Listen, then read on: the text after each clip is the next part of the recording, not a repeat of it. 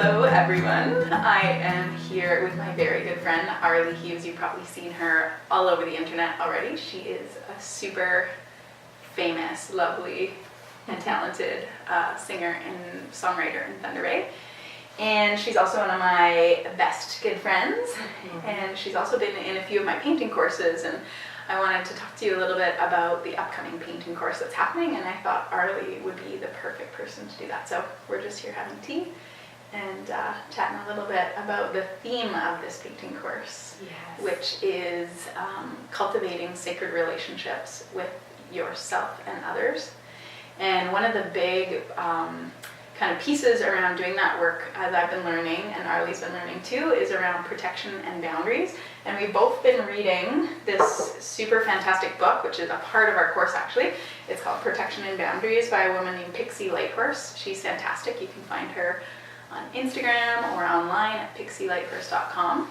And she was super thrilled actually when I contacted her that she is going to be a part of this course. So yeah, she wrote this gorgeous book that Arlie and I both discovered about creating boundaries. And I don't know, maybe it's because we're turning 40. Sometimes I wonder. People ask me like, what does turning 40 feel like? And I kept saying to people like, I'm just enough with the like messing around, all the places where I feel like I've compromised myself, or yeah, I was kind of wasting energy or letting other people take my energy. I feel like I'm a little bit over that part of my life. Doesn't that feel refreshing? Totally. Oh my gosh. And you know, there's all these women obviously from all over the world kind of standing up for themselves, and it's pretty hard not to be inspired to do the same thing in our own life in big and small ways.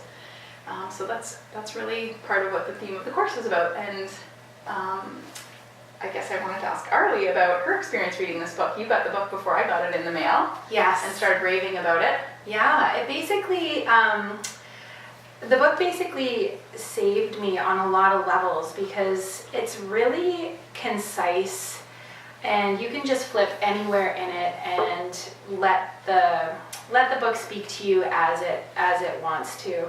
And I really got a kick out of, I think it's called Fallout. So there's a little chapter in here called Fallout, and it made a lot of sense to me as I've been going through my life and realizing where my boundaries and protection are weakened, that when you start creating boundaries for yourself, when you start like claiming that space again for yourself in your power, that people will naturally fall away.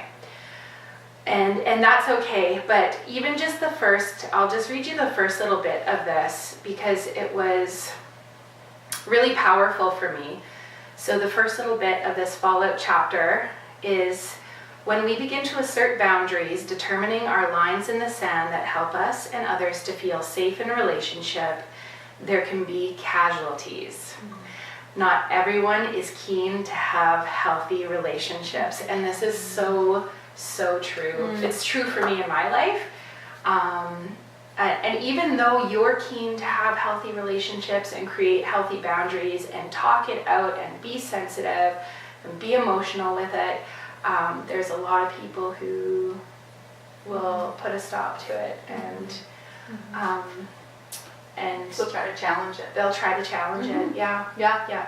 One of the chapters that really stuck out for me was called Clean Relations, and it feels like really the whole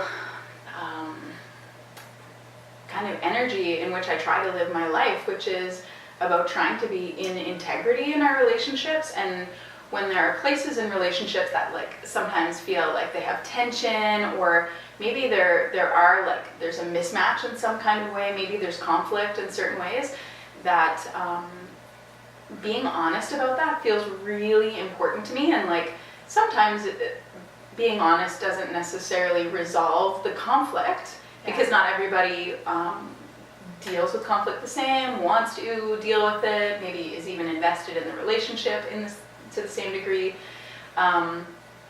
But even being honest with ourselves about the realities of certain relationships, I feel even gives me more clarity and power then to respond in ways that honor my boundaries about how I want to be treated, or what's acceptable for me in a relationship, what I'm willing to invest in a relationship. So that one was really kind of an important one for me too. That's amazing. Yeah. Did you find as you were reading the book, like little bits would just kind of pop out? Oh yeah.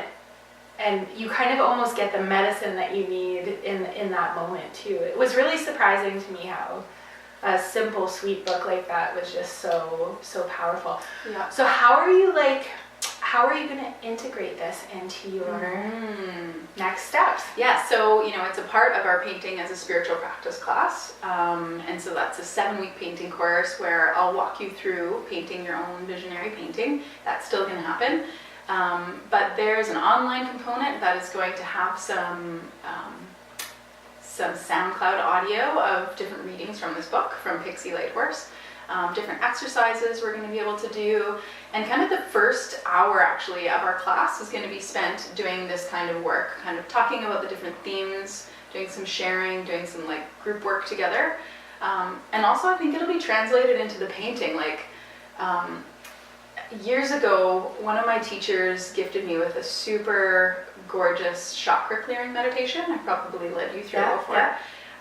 And really at the end of clearing our energy field, you imagine what your kind of clean, powerful energy field looks like.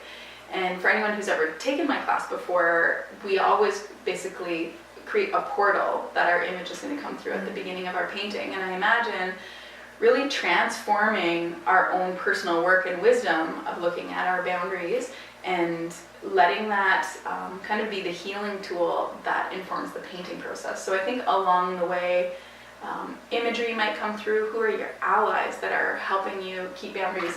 When you see, I'll post a little picture of this book, but she has a mountain lion is kind of her imagery and her totem animal that helps protect her. And so that, we each have different people. Maybe it's someone in your family or someone you admire, a teacher, animals, elements, different things that just kind of give you power in your life. So we can kind of add that into the imagery as well. So yeah, I kind of imagine these images at the end of all of us. What do we look like when we have healthy boundaries? Because like if you imagine, sometimes when we have unhealthy boundaries, we're losing energy and power or parts of ourselves. We're compromising parts of ourselves, and so we're giving them away.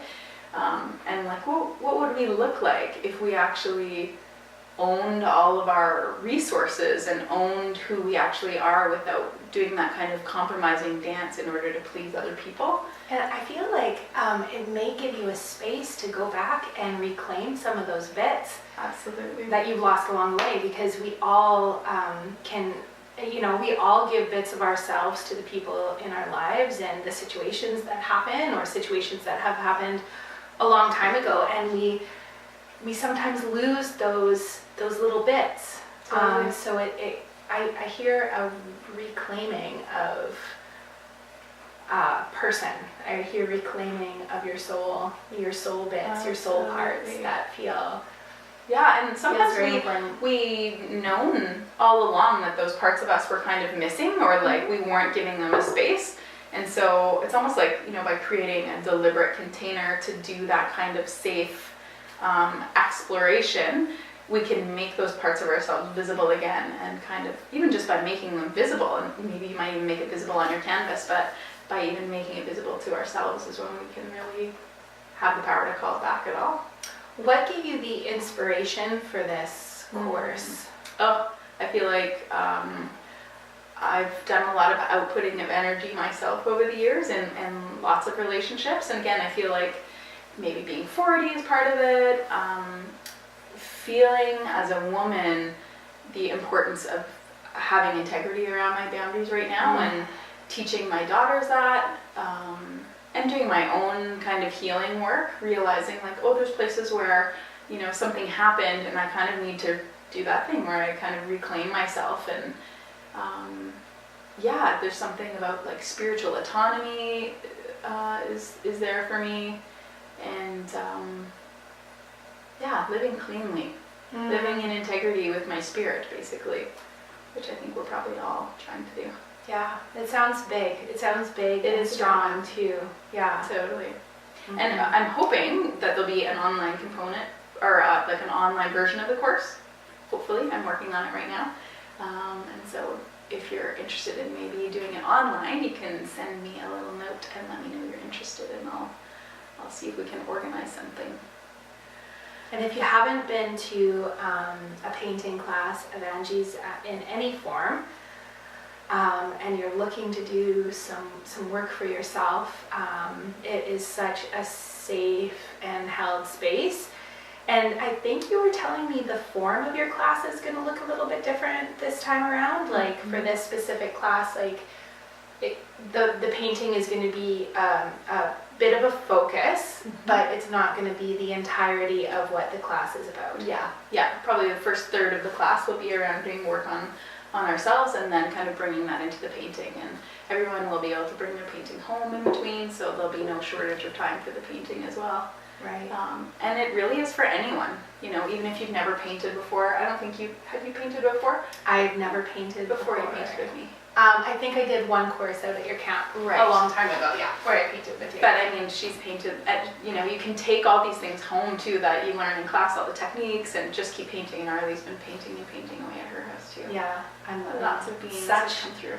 A beautiful way to, I wouldn't say it's escaping, but I would say it's like allowing yourself space in another form to create, where when I go to canvas, I get to, it's like my mind gets to shut off and I don't have to think about anything else but just putting paint to canvas and not being attached to even that, because as you paint, as you've taught me, is like it's gonna morph and change, and just not be attached to like the days that it doesn't feel like something's happening, or we call that the awkward teenage phase of the painting. The awkward teenage phase of the painting. So it just like, it really allows you space to go inside in this way that allows like this blossoming to happen, and allows your mind to kind of go into a different place that it hasn't been yet, or that we don't, like with our day-to-day lives, it just,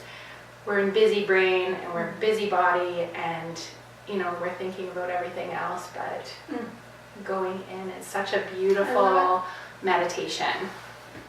Thank you for that. There you go. That's pretty much what the painting course is like. It's true. Amazing. Oh my gosh. So it starts March 13th and it goes for 7 weeks at the Blue Sky Community Healing Center, and we would love to have you there. Thank you for chatting with me, Arlie. I'm so happy that you asked me to chat with you. Cheers. Cheers. Protection and boundaries. Protection and boundaries.